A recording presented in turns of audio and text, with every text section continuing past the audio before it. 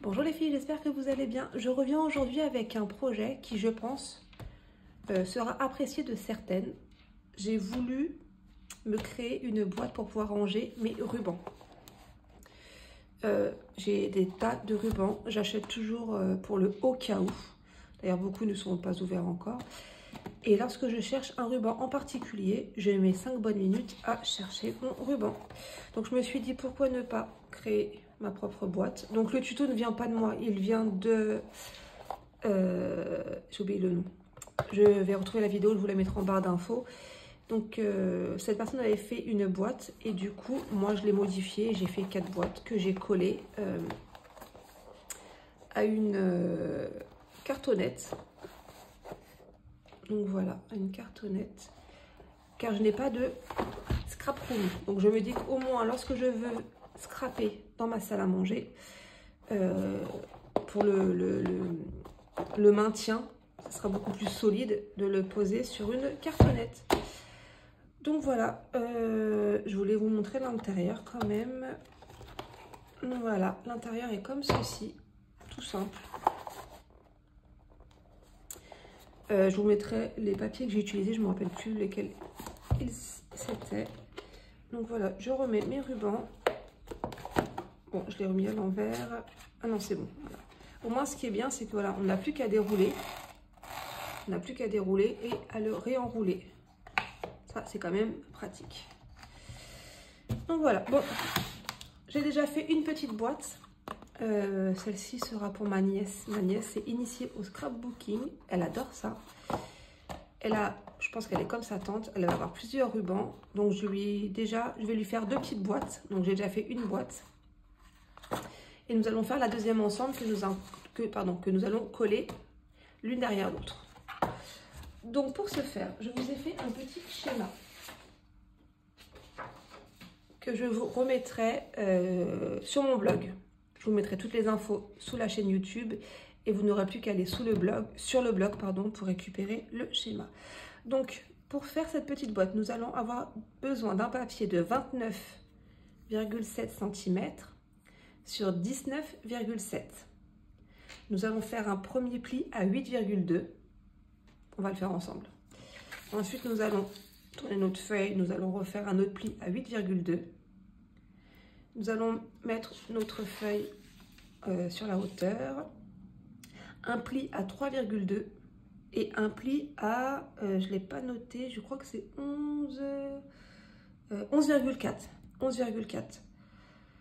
Ensuite, nous allons remettre notre feuille dans la longueur. Il faudra faire, on va le faire ensemble, un petit point à 3,2 pour ensuite tirer un trait au pli, à ce pli de ce côté-ci. Et la même chose de ce côté-ci à 3,2 et nous allons faire un pli, enfin on va le découper par la suite, faire un pli jusqu'au dernier pli ici.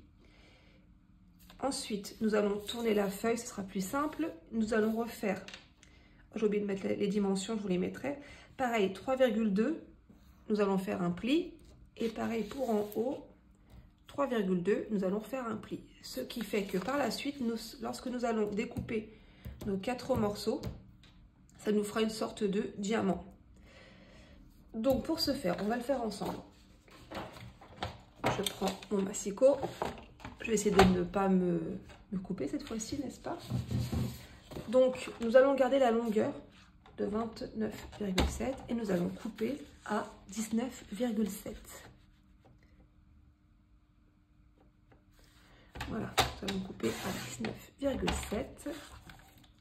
Ensuite, toujours dans la longueur, pardon. On va faire un premier pli à 8,2. Voilà, premier pli.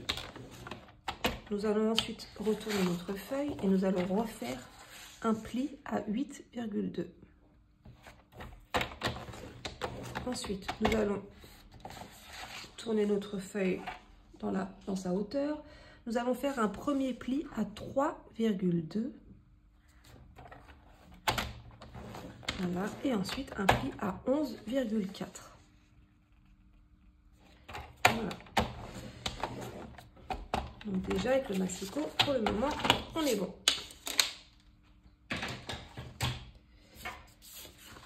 Donc voilà, nous allons toujours garder notre feuille sur la longueur. Donc là, on va prendre les petits rectangles du bas, les plus petits, pour que vous voyez bien. Je ne sais pas si vous allez bien voir. Là, on a un premier pli, un deuxième pli, et là, le haut de notre feuille. Donc, nous allons prendre le petit outil avec ma règle. Où est-ce que j'ai mis ma règle? Elle est ici. Voilà. Avec cette petite outil, c'est le touche à tout de chez Stampin' Up. Il est vraiment super cool. Vous avez de ce côté-ci,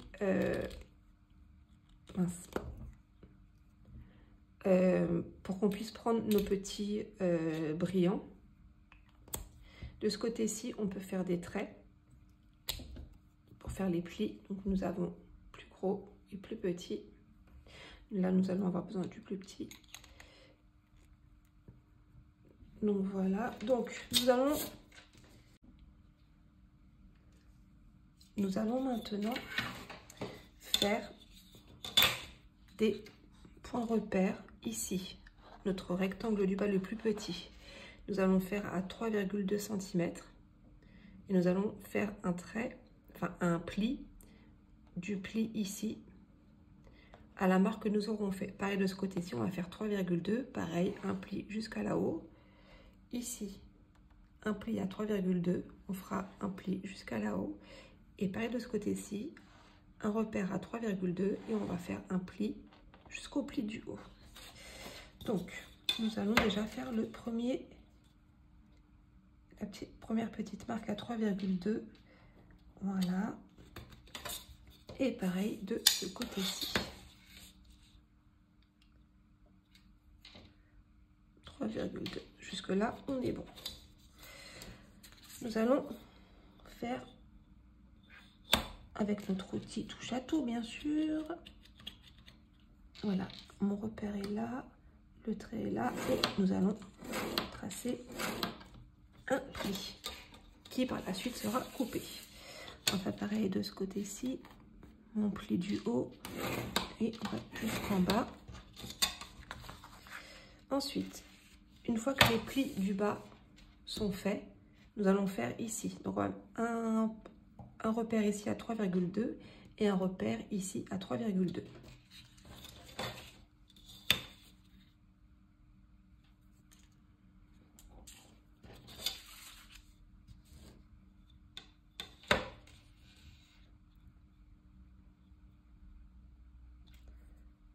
Euh, 3,2, c'est comme ceci. Voilà, et nous allons faire notre trait. Alors que je me repère au trait déjà fait, il est là. C'est pas évident, hein, sous les papiers de colorer comme ça là. Et on va faire pareil de l'autre côté. Notre marque est là, le pli du haut, et on fait notre pli. Nous allons maintenant couper les plis que nous venons de faire. Donc je coupe et je reviens vers vous.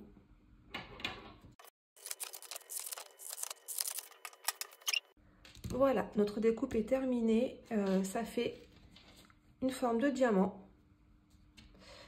Donc nous allons maintenant couper les plis qui se trouvent ici et les deux petits plis qui se trouvent ici. Donc là, pour que vous voyez un petit peu mieux, le pli ici, le pli du bas ici et le pli du bas. Je découpe et je reviens.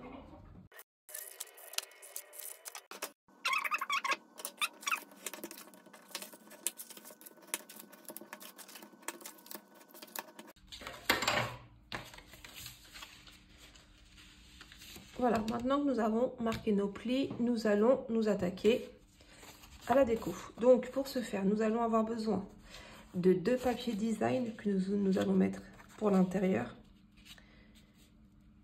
Alors pour les papiers design, nous allons avoir besoin de deux rectangles 12,9 x 7,8.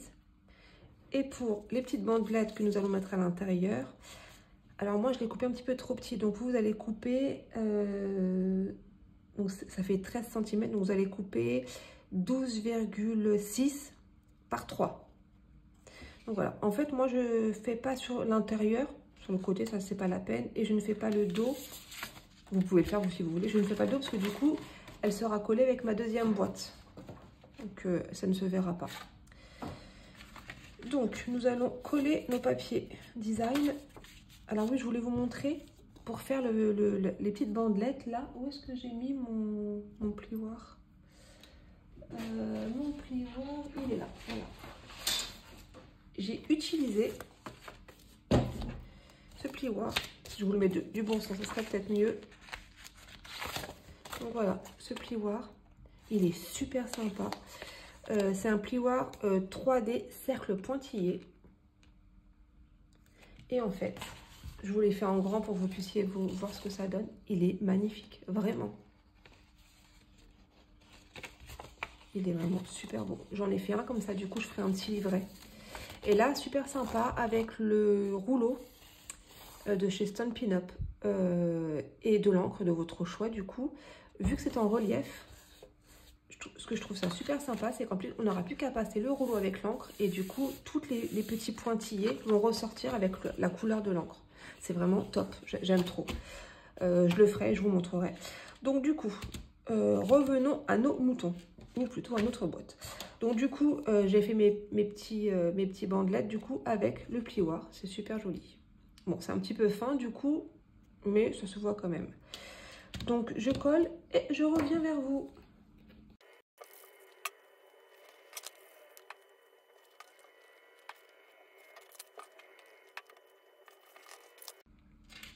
Maintenant que nous avons collé nos papiers design, nous allons former la boîte.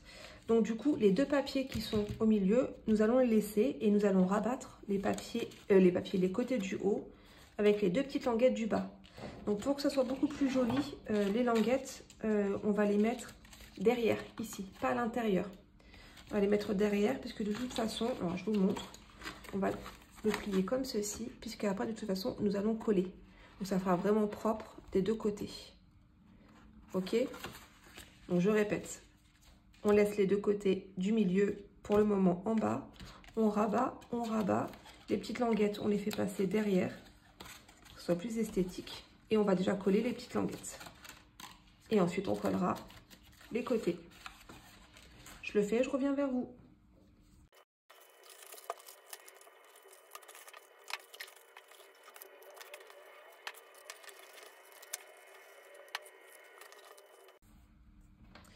Donc voilà, notre boîte est quasiment terminée.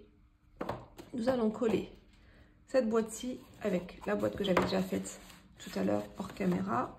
Nous allons les coller au dos et ça nous fera vraiment une boîte pour pouvoir qu'on puisse y ranger nos rubans. Pour celles qui le souhaitent, si vous voulez le poser comme celui que j'ai fait sur une cartonnette pour que ça soit beaucoup plus simple à porter, à manipuler. Vous prendrez la mesure hauteur fois largeur. Vous ajouterez, enfin comme vous le souhaitez, peut-être 5 cm en tout de chaque côté pour que du coup vous puissiez poser vos boîtes collées directement dessus. Donc voilà. Je vais les coller.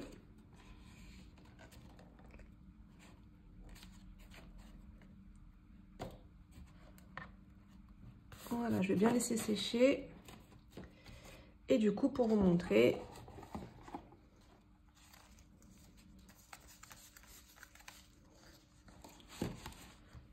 nos rubans rentrent parfaitement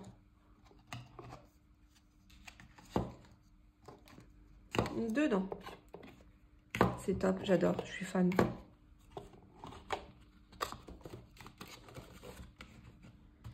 Donc voilà, parfait.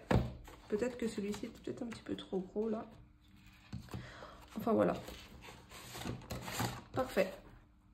J'espère que ce petit tuto vous aura plu. J'espère qu'il vous servira.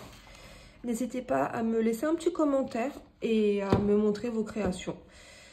Je vous souhaite une bonne fin de journée et je vous dis à très bientôt. Bye bye.